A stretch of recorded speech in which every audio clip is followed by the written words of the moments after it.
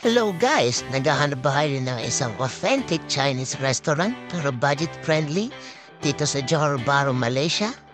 Tara, samahan niyo ako. Nasa second floor ang kanilang dining area.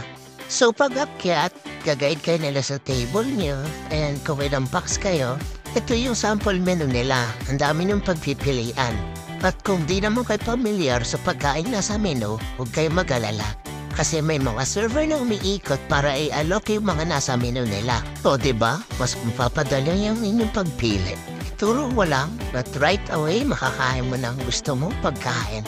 Kaya agad-agad kong pinili ang bestseller nilang Xiaolong Bao, Hakaw at Xiao Pao. O tignan niyo tong hakaw. Tuhog, sabay sausaw. Ayun, wow! Siksik at apaw sa laman.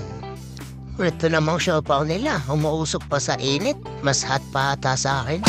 Ito naman yung pagkain na prank ako, akala ko mushroom, custard cake pala.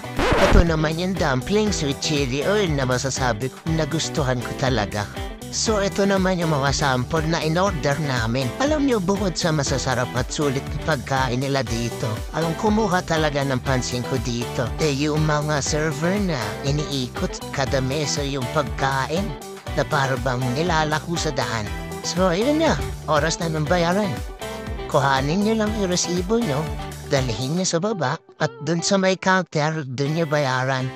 Para sa mga hindi nakakaalam, located to sa likod ng KSL Mall.